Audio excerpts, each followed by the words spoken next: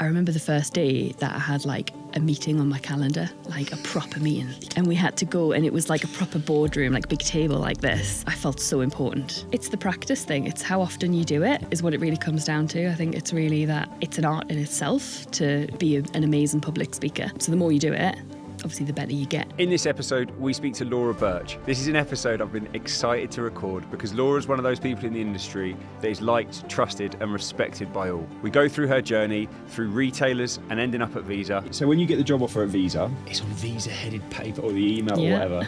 How did your family react? I mean, how have you done this? Come on. Yeah. I think it's so important to know people face to face and spend time with them, understand their role, what's driving them, what they need to do, what they need to deliver, how you can partner.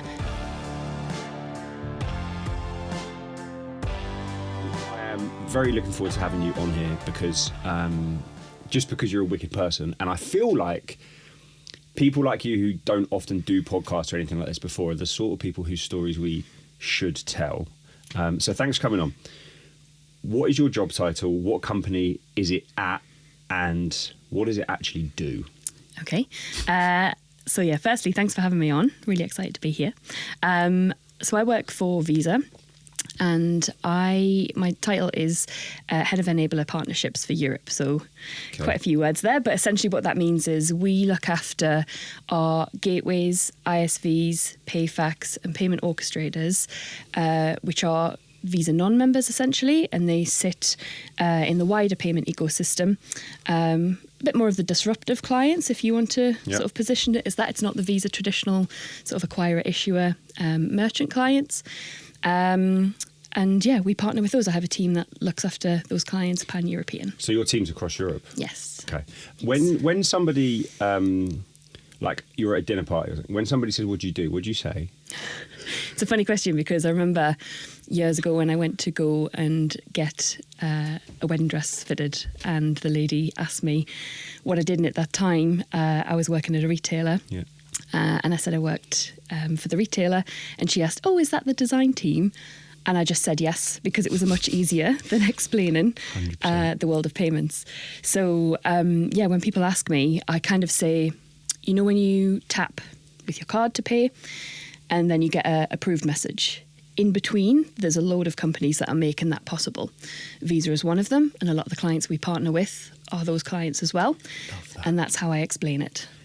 Do you know what? and a part of why I'm so excited about this conversation is because retail is where I spent a big part of my career, and you did too. Yes. And the beautiful thing about retail is, I remember once I was at eBay, and there was a delivery proposition, and I remember messaging a guy at Marks and Spencer's and saying, my nan said that she should have got her shopping quicker, so we need a chat.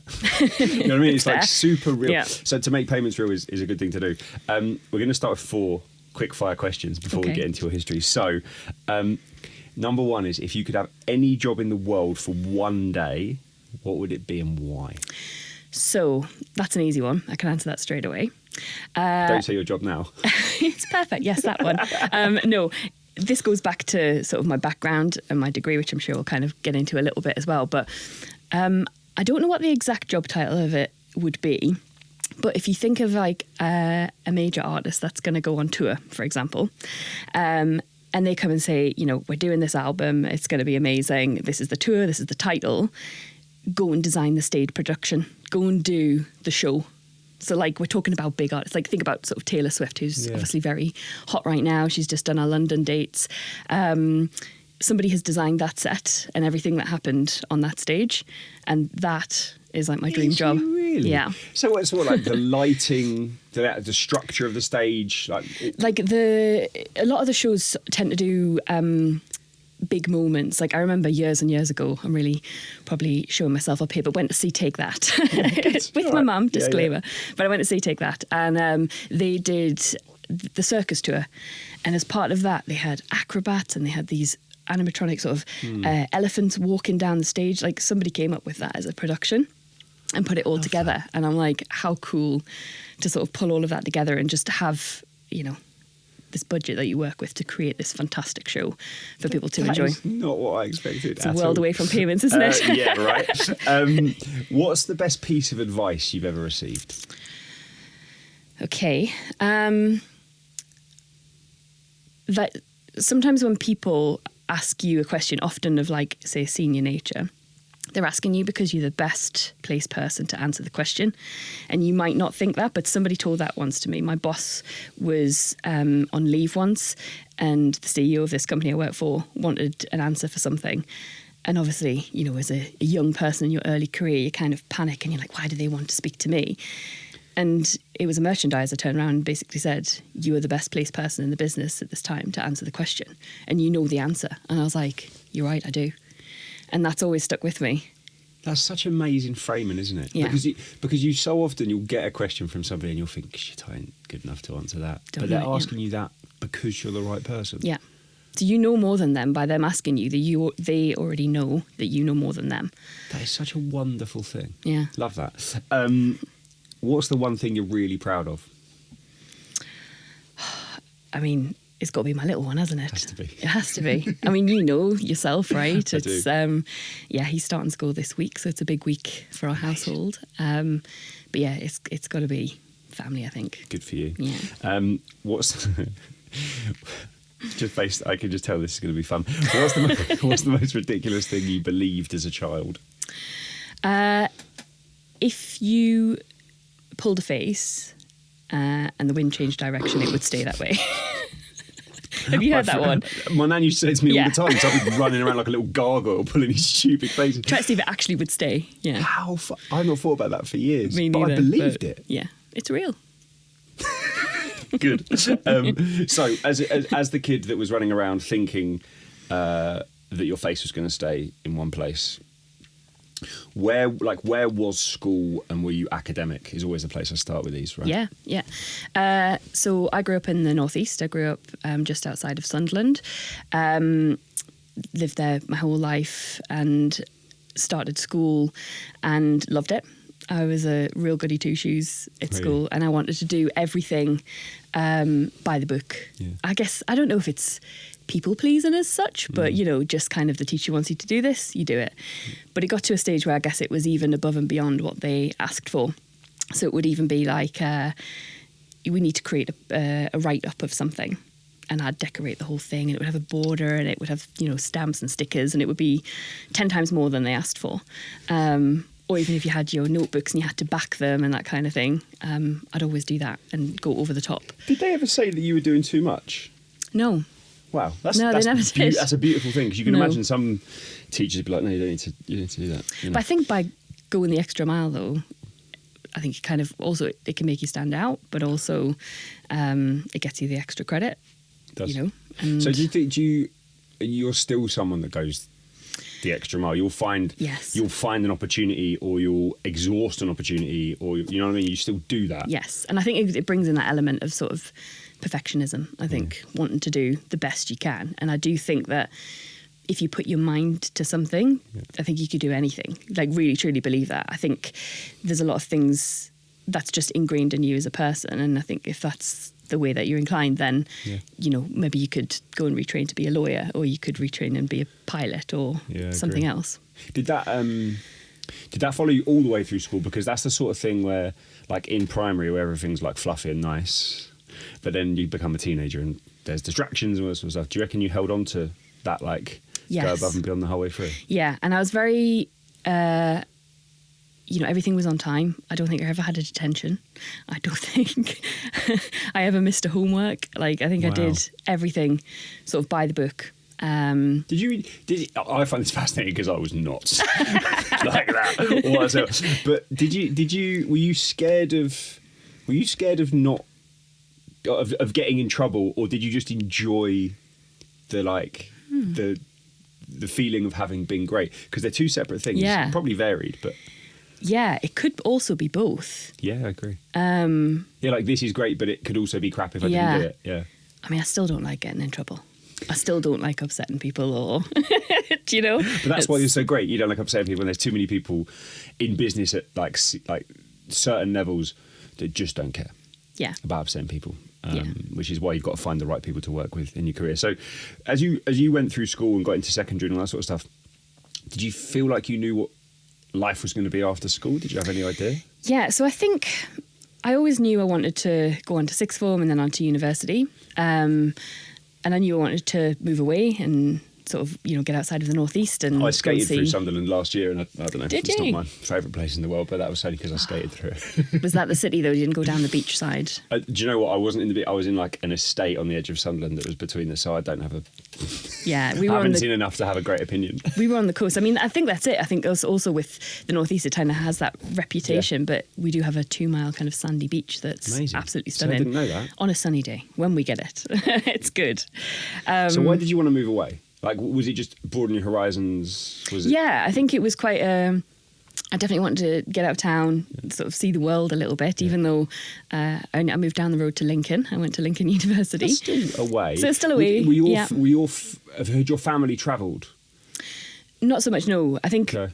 all of my family and even a lot of friends are still kind of very based in the northeast. I was the one who decided to step away, so all my family are still there, which is great because I think the northeast has definitely given me some grounding and roots as to who I am today. And I really think back to that kind of the things that were in my school report, like you're chatty, the way I am today and throughout my career and what I've done is kind of all going back to that, which is the conversation, the people. Isn't that really nice? Yeah. Like you've almost got these.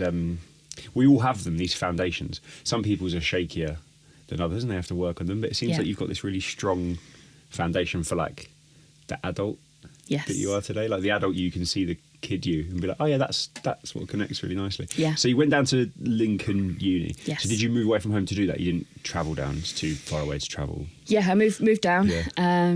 lived in the halls of residence and had a great time. But Lincoln was, the reason I chose that was because it was one of the best universities at the time for media production.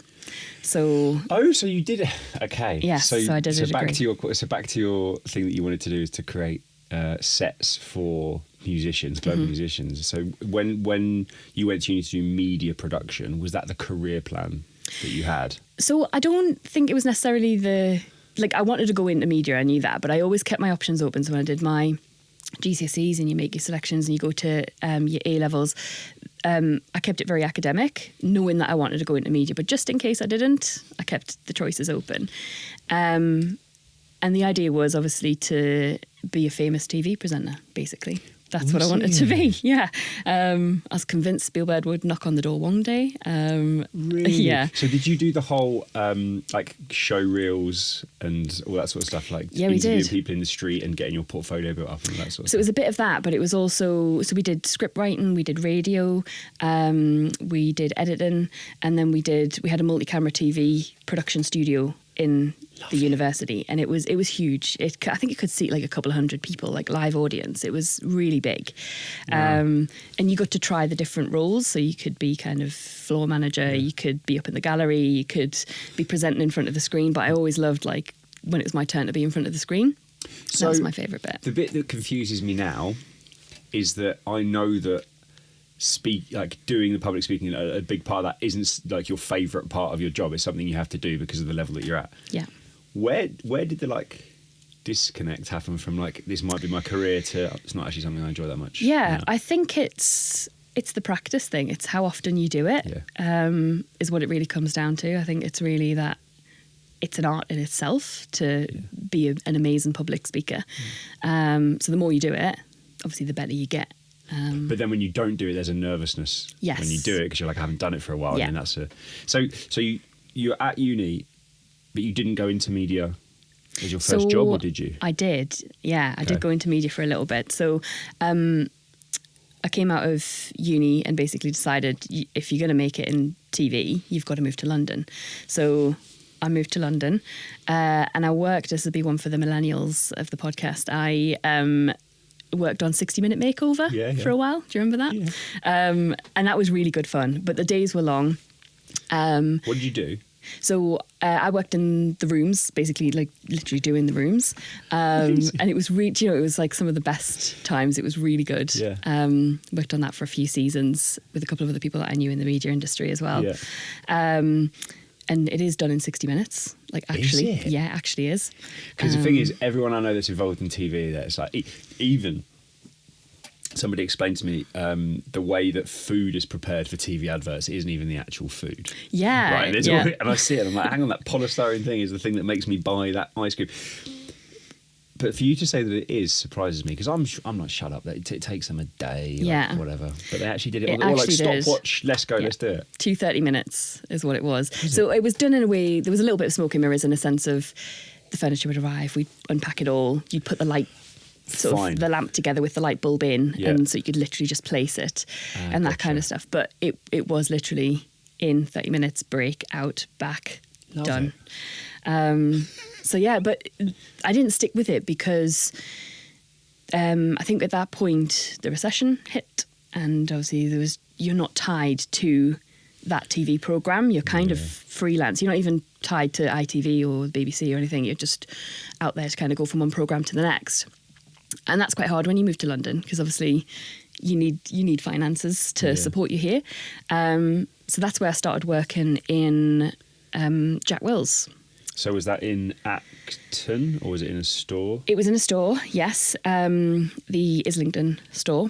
I don't think it's there anymore, actually. But yeah, so I started working there. Well, just like, I need a job, sod it. Just I'll need go some money with it. on the side, but it Yeah, was the fine. flexibility. I think a lot of the staff who worked there at the time were kind of drama, dance, West End. Yeah. So they needed the flexibility to be able to go and do that when the jobs come up, and that was kind of similar to what I was doing. What did you do at Jack Wills?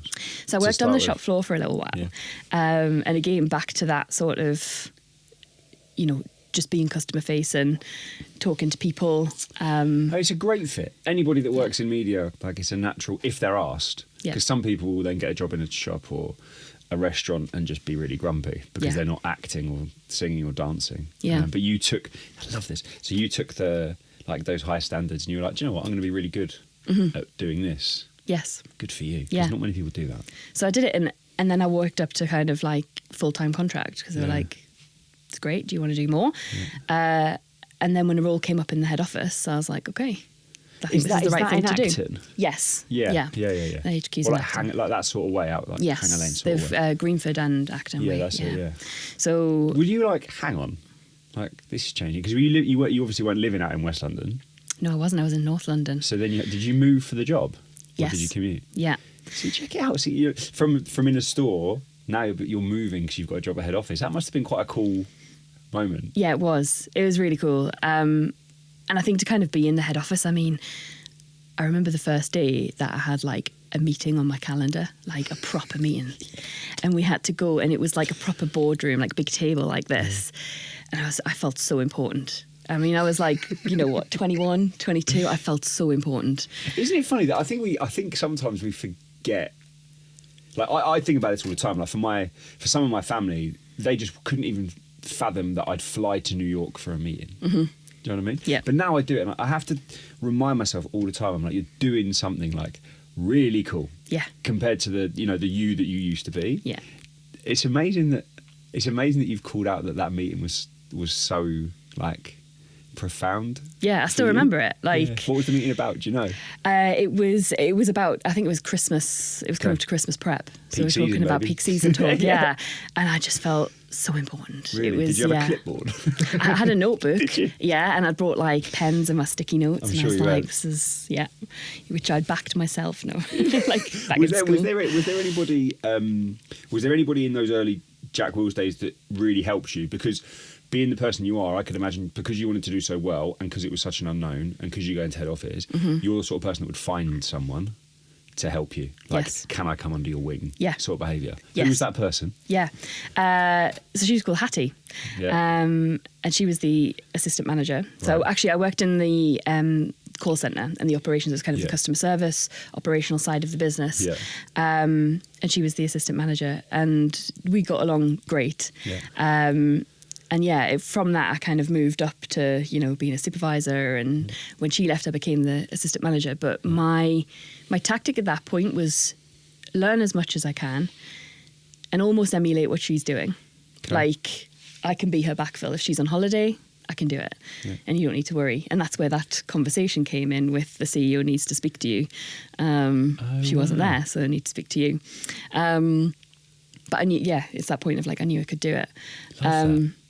And so, it was exactly that. So you're like, be like, know lots about lots, because then you get the opportunity to step into those shoes. Yeah. It's the same in a sports team. I was always told the way you get into the team is through the bench, and the bench that a team picks will have players that can play multiple positions. So rather than aiming for that starting position, like learn a lot, Yeah. so that then you can fill a number of gaps, and then you get your opportunity, you do well. So a similar Yeah. sort of thing. Yeah. So how long were you at head office, and what was your role when you arrived, and what was it when you left? So I was sort of a customer support Yeah. person when I joined, and then I was assistant manager when I left. The management position had come up for it, but I just felt like it was the right time. I'd been there for 4 years. So 4 I'd years, done it okay. I think from being in store when I Yeah, started yeah, as an yeah. in-store assistant to leaving. And an opportunity came up basically with Burberry to... How did the opportunity come up? Well, trawling the internet, I found it, and actually they were Yeah, no. advertising quite a lot of jobs Okay. on LinkedIn. I was like, actually, there's a brand I'd love to Yeah. work for, and it was in sort of supporting their in-store operations, basically. Okay. Yeah. So again, not quite payments related, but it was more about stock and inventory, which was a lot of what I had to do when I was at Jack Yeah. Wills. Was kind of managing So that stock. to apply for that job at this point in time, you hadn't really had to write a CV, because you've gone uni, 60-minute makeover, Jack Wills. Jack Wills is in store, like a bit of a CV, fine. Yeah. But then you're this assistant manager at head office at Jack Wills. I bet when you were writing the CV for Burberry, you were like, yeah. I've done some stuff. It's amazing when you look back in that short period of time what I'd done, because I think I'd even been like a brand ambassador for a while, and because Jack Wills is quite big on their sort of social media and branding and that kind of thing. We had all of these Battle of the Bands, and it was in stores. It was really good, and the polo and all that they used to they do loads sponsor. of activations and things. But because Yeah. they've got there's I always remember when I've been to Jack Wills, there was always a Land Rover in the car Yep. park that had all the Jack Wills stuff, which Yeah. was driven to there. So you write your CV. Did you apply online on LinkedIn? Just pumped it in. Was there many other companies that you'd applied for at a similar time, or was it just to I Burberry? had done, but we're going back a while. I can't remember who else said. But But there was I more knew than one, and Burberry came back. Yeah, and do you know what? At that point, I was kind of thinking, I've done the call centre thing. You have to work the weekends. You've got to work long hours. I don't know if I want to do that forever, because it feels like if you're in customer service, it could be hard to get out, right? You kind of get a bit it has a shelf pigeonholed. life. Yeah. So I was like, how do I pivot this? What skills are transferable? How can I kind of move those to another area? So I think I had applied for different customer service style roles, but knowing that's not really what I wanted to do. But this Burberry one was just like a perfect. Was it?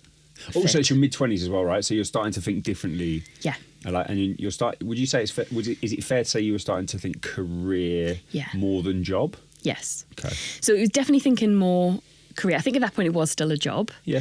But after I'd had the interview, and actually it was another Northern guy, a guy called Colin, who I think when you look back on your career and you know that there's been influential people, he's probably one of those right at the top in my life, and he was from sort of Durham way, and Always helps.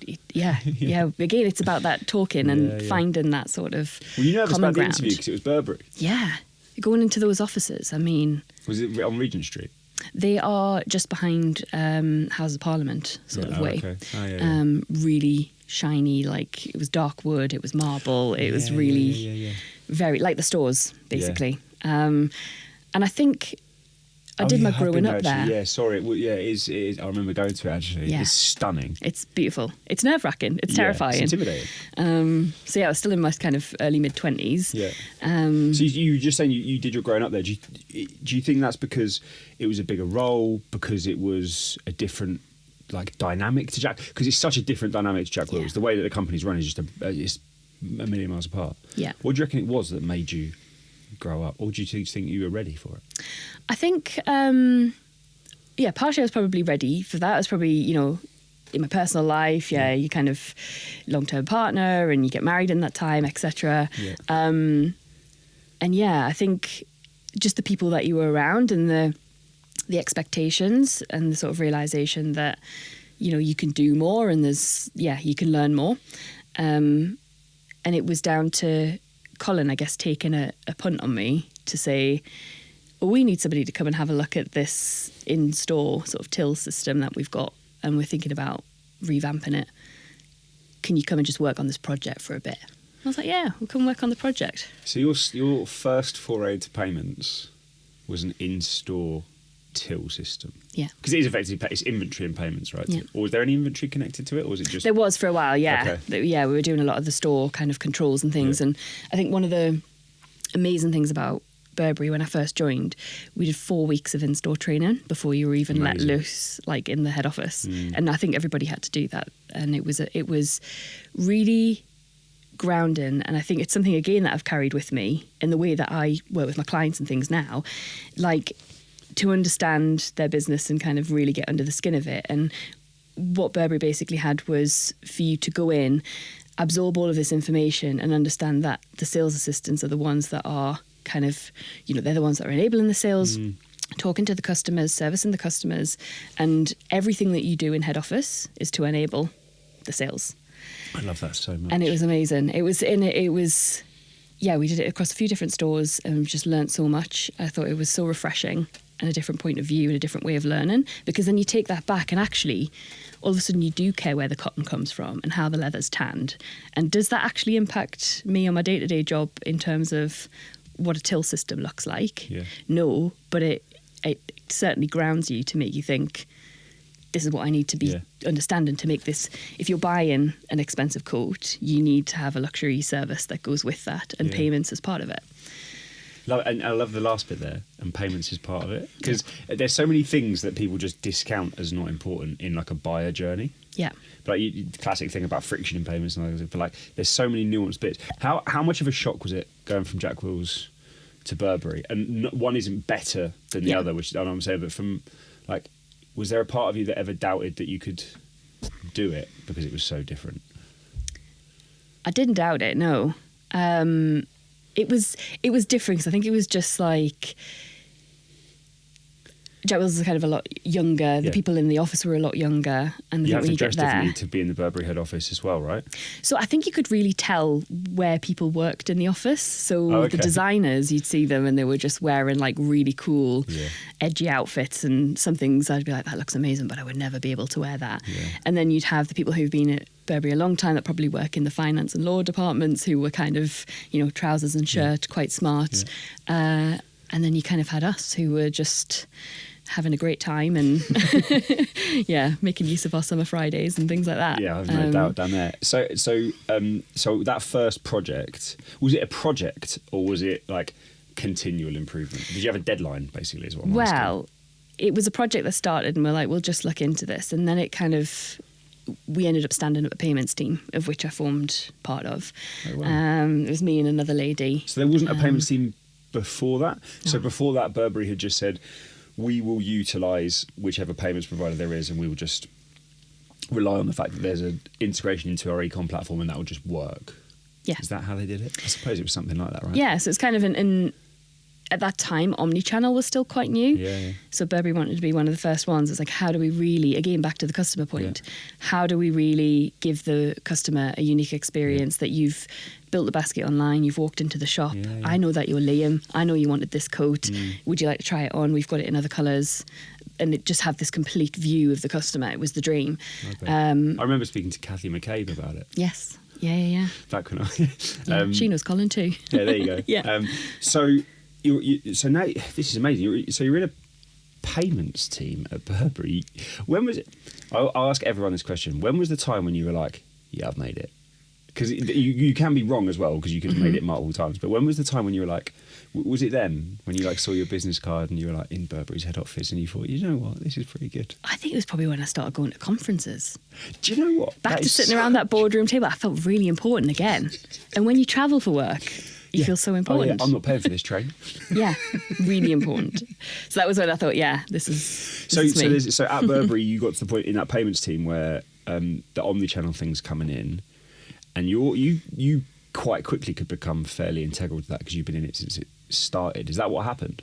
Yeah. So we started with this kind of in-store project, and we started working with sort of a relatively new payment provider that had come out, and we were working with them the in-store proposition with a view to kind of going online as well for that omni-channel sort of piece. So they had an e-com product as well, this in-store payments provider? Yeah, so it was an acquirer gateway that we were looking at. And when we started looking at the payment landscape, we realised that there was just so on a global sort of scale, there was a lot happening, and for us to consolidate it, it was a big project. Yeah. And so that was why the payment team was sort of stood up for us to be able to. Love it. So did Go ahead. Colin, the guy that interviewed you, did he lead that team? Yeah, he did. And he's still in payments, so he found his way into payments there as well. Really? Where is he now? So I think he's now at DNA Payments. Okay. He's just moved over there recently. Amazing. Yeah. Do you stay in touch? Yes. Love Yeah. it.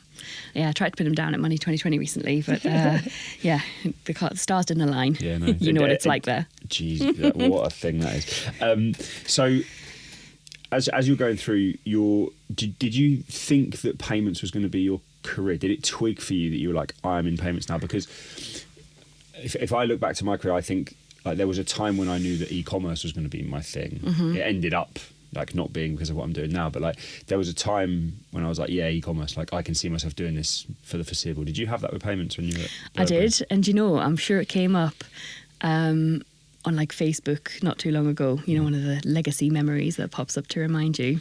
And I think I'd put something like sort of like found my career, and it was payments. Wow, so you, So you I pledged knew. your commitment to payments on Facebook. Publicly, yeah. It's out there. It's still out there for all to Love see. it. That's so good. I might get that screenshot to put into this to put over. If you can send it to me, that'd be great. But then the media dreams died. Was there ever a part of you that was like, I'm so far away from what I wanted to do? Yeah. I think that itch is still there, and I think if I find a way of incorporating things that is remotely like media, Yeah. then that really piques my interest. Yeah, So doing nice. things like this, Yeah. where I'm like, this is really cool. This is very comfortable. This is, Yeah. we're in a studio. It's great. Yeah. You could absolutely do your own version of this, and it would be a massive success. So, but I do get what you mean. You're like, because as you start to do well, money improves, and then you're like, I can't possibly check. Because when you were working in the store at Jack Wills, you could have decided on 30 different other things and different avenues. But you get to this stage where maybe this is the wrong way to describe it, but you feel a bit trapped because you're like, I'm in this thing and I enjoy it a bit, but it's not my passion, but it pays me enough. Yeah. Do you know what I mean? There's like a little 100%. bit of Yes. And then you're in a cycle of just getting up and going, and yeah. So you have to find stuff that you love about that. Yeah. Like I always say to the team, like, I didn't dream of working in KYB, so I'm not following my passion, but I'm letting my passion follow me. You know, you're the sort of person that because you're, and forgive me if I'm speaking out of turn, but because you're awesome, you'll bring your passion to everything.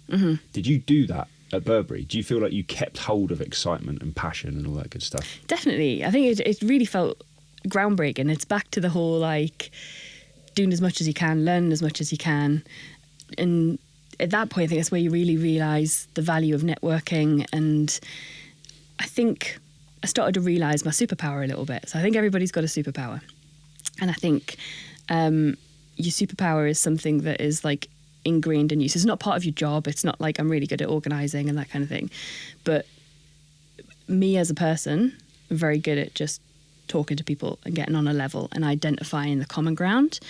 And that stuck whether it was with my teachers, whether it was with colleagues, whether it's with friends. Clients now have a really good relationship with a lot of people, and I think it's that superpower. And I know other people have got superpowers like being able to people give up information to the person they're talking to. They just managed to draw out. I'm like, how did you find that out? And they're like, they just told me. And I'm like, you're just that kind of person. That's your superpower. You can do that. Do you think you've got a superpower? It's probably what you just said. Yeah. Getting people to talk. Yeah, people say all the time, like, oh, why did they tell you that? Well, I didn't ask. You know, it's just one of those things. It's fascinating that do you think then you were like, this is my thing, like this is the thing that makes me unique, or did somebody tell you? I think I've had enough people say it to me. Yeah. I'm very well known for sort of being the last one standing for events or conferences. I just enjoy being around people. Yeah. I just enjoy it and talking to them genuinely, like really interested. How did you get here? Tell me about your business, what you're up to. it's just interesting. Yeah. And so we often get the comments like, what time did you leave? Or, you know, well, I can't believe you were still there. Yeah. And yeah, don't worry, Laura will handle the conversation, that kind of thing. Because it's just people know that, yeah. So of all the things that you managed to deliver, which I'm assuming happened, you delivered some amazing things at Burberry, because there's an ability thing here, but there's also a timing thing with taking different channels, consolidating into one place, building a payment strategy. Like the market needed that, and you're at a company that required it, right? So it was not, I'm not going to say it was inevitable, but at some point Burberry was going to do that, but you did it. What was the thing at Burberry that you were most proud of? Was it that project? I think so. It felt quite groundbreaking. It felt really Did it go to press? new. I'm not sure. I don't know if it did or not. I have a feeling it might have, just because of who we partnered with, and They're it was gonna wanna shout about relatively. it. Yeah, we Partners were one of always wanna their. shout about stuff. Yeah, we were one of the tier one sort of merchants, Yeah, of right? course. So I'm pretty sure it would have done. But yeah, it took a long time to get to that point. It was, you know, multiple years in the works, and Yeah, for sure. it was a big celebration when we got there. Sure. How did your role change throughout your time at Burberry?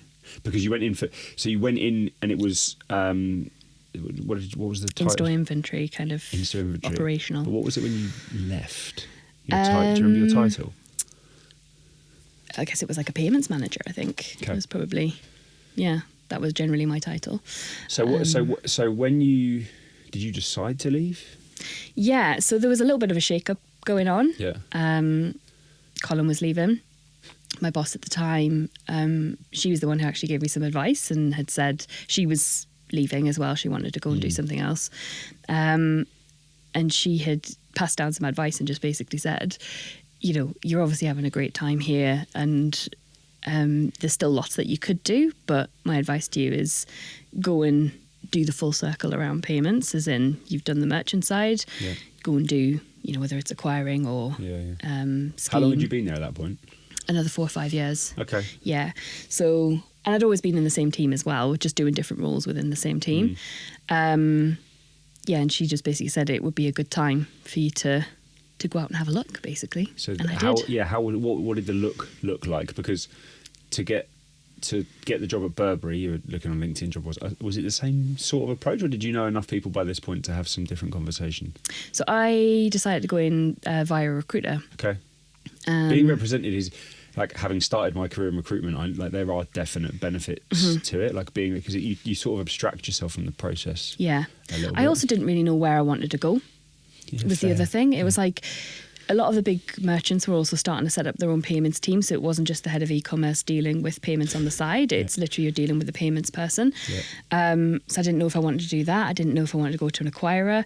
I didn't know if I knew enough. You know, you have that sort of self-doubt. And and then there was a role at Visa that came up. I bet when that came up, you were like, whoa, I was like, yeah. Visa. Well, it also, if I guess from a brand perspective, like Jack Wills to Burberry, and I think the brand after that was an important one, I think, for me. Yeah, like beat Burberry recruiter. Yeah. How do you do that? It's such a phenomenal role. Yeah. Mm-hmm. So, what was the first role that like you were speaking to Visa about? So it was in their merchant team. Was it? Yeah. So because they're like, I want to hire someone that's on the rise, that's been at Burberry, that's delivered this. It's a great hire for Visa. Mm-hmm. Like, you might not have thought that at the time because you're like, I want a job at Visa, but actually hiring people from an industry, such a powerful thing. You all know that now, right? It's such a powerful thing to do. Yeah. Did you realise how powerful it was at the time? Were you a little bit like, I've been at Burberry or not? No, I honestly, I didn't really appreciate it because I think there's a lot of people that have come from, like, you know, the finance and banking world that tend to be on sort of the scheme side. Yeah.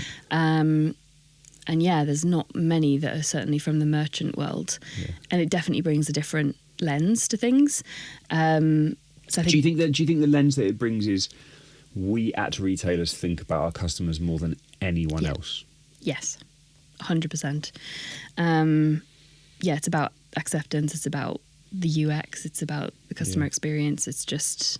So when you joined Visa, did you notice that was not lacking, but for want of a better term, did you notice that from coming from solely 8 years in retail?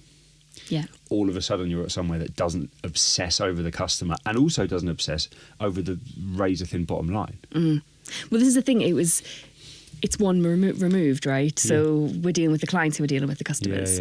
Or in my case, I was dealing with the merchants. But back to the superpower and being able to find the common ground, it's the fact that I knew exactly what they needed and what they want to talk about and how we can work together and how we can, help businesses grow, because I know what the customer needs and I understand your language. So what was the interview process like? Was it one of those where you had like 20 interviews and that sort of stuff? It was quite intense, yeah. So I think I had a phone interview with my hiring manager, and then I had to do a presentation. They set a topic. Are you like media? I'm back, or are you not? Well, it was. Yeah, I wasn't too afraid. Yeah, good. I thought it's fine. Yeah. What I was afraid was when I got into the room. There's quite a large boardroom with a couple of screens at the back and this table which probably seats like 30, 40 people around it, very long.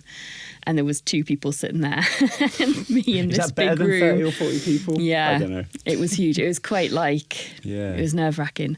But we got through it. So it was very, talk through the topic. And then they asked some questions, some of which were just not related, which I think was quite interesting because it's just, feeling it out.